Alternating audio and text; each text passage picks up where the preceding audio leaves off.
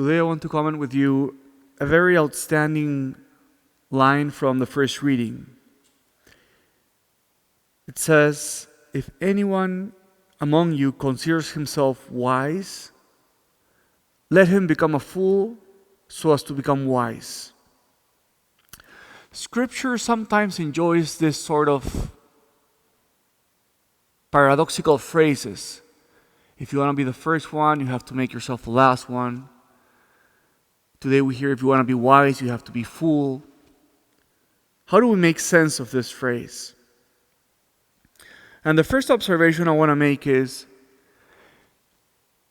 in the Bible, the word wise has a very different meaning to what we normally attribute to it. Sometimes we think of wisdom as knowing a lot of things. We think of the wise as the person who knows a lot about a lot of different subjects. But in scriptures, and you can see especially in the Old Testament, wisdom is a practical knowledge to live well. The wise man is not the man who knows a lot. The wise man is the man who knows how to live good. The one who has a practical understanding of how you are to conduct yourself in life. But then the text says, if you want to be wise, you have to make yourself fool.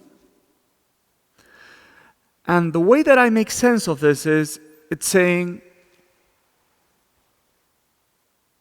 wisdom and the way to conduct yourself practically in life can only be done through humility. Humility is the great virtue that allows us to be wise in this life. Maybe we've heard about this phrase, but Saint Teresa of Avila, she said, humility is walking in truth, because we get to grasp who we truly are. So this is the way I see it. I see that humble people are those who can see things truthfully. But prideful people see things unclearly, like if they still had blindfold.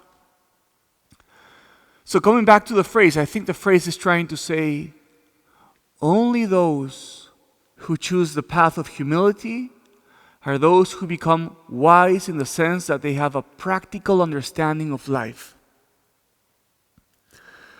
So I want to finish with this. I want to share with you a beautiful act of humility that I witnessed a couple of days ago, and perhaps this can move us to practice humility ourselves. A couple of days ago, one of the brothers of my community, or maybe it was a priest, I'm going to keep this person, his name unknown, he shared with me something that he had done for the community, that the community had profited from, something very meaningful.